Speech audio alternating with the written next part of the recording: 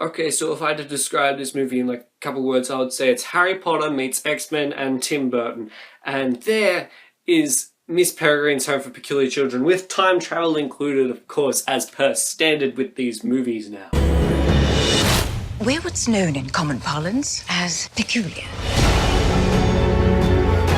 Claire, why aren't you eating? She's embarrassed in front of Jake. Don't be.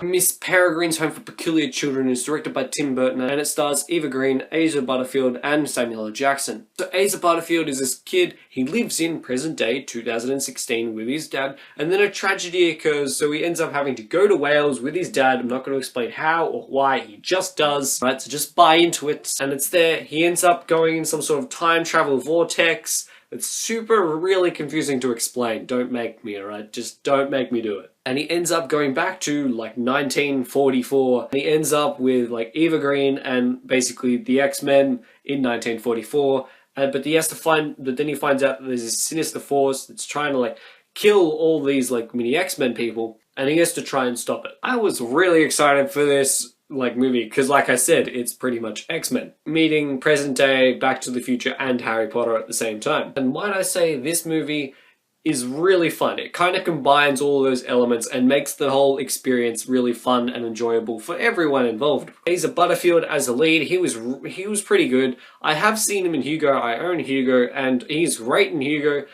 I think he's starting to evolve into a much more mature actor, and I feel like it's kind of shown with like these dark themes, like darker scenes that there are in Hugo that he has here, like especially one with his grandfather at the very beginning. That's just really weird scene, but I feel like that's something more mature. I would like to say, as per usual Tim Burton films, costume designs, nailed it.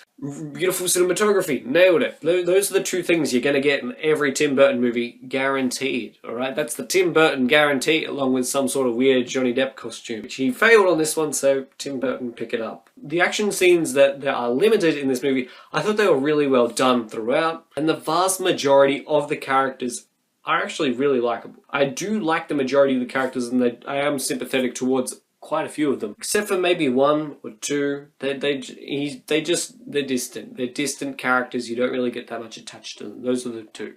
I think the acting between Eva Green and Samuel L. Jackson, both of them incredibly over the top, and it kind of like clashed with everyone else who's taking it super seriously. But these two actors, they're just kind of really over the top. There was one scene, Samuel L. Jackson in like basically lying against the wall, and he's just kind of riffing. And at that stage, you're just like, this is the epitome over the top. You can't go more over the top than this, because then you go full circle. I do think, though, that plot is a little bit muddled, and that's kind of because of the time travel, especially towards the end of the movie. And that kind of the whole time travel itself compromises the pacing in the movie. Time travel is very difficult to pull off, especially with pacing. And because of this pace, the ending felt rushed. Like, it really did. This is like this whole 3-minute sequence just before the end of the movie, and you're like, it's rushed. So rushed. And Miss Peregrine has this weird habit of whenever it gets interesting in 1944, they decide to go back to 2016 in present day, and they decide to talk a bit, spend a few scenes there before they go back to 1944, where you have to kind of build up the level of how interesting the movie is from the beginning again.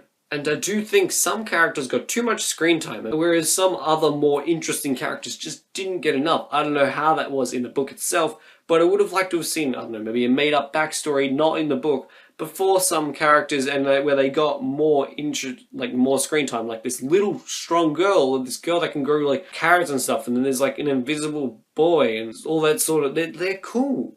They're interesting characters, and I feel like you could have spent more time with them rather than a girl who has to wear rubber gloves because she might set stuff on fire. Miss Peregrine, though, it's a really fun movie. It's really enjoyable. It does have quite a few problems, I would say, especially with the script, with the pacing and the time travel just being confusing, and whether the character's got enough time or not. I will say, though, that Miss Peregrine's Home for Peculiar Children, Platypus approves. Have you seen Miss Peregrine's Home for Peculiar Children? What did you think of it? What's your favourite Tim Burton movie? Let me know in the comments down below. Like the video if you enjoyed it, and subscribe. Become one of the Platypus, and see you guys next time. Bye. Oh wow, you made it to the end of the video. Good job. How about you click that subscribe button for more content? Or click one of these two videos. You know, either one's good enough.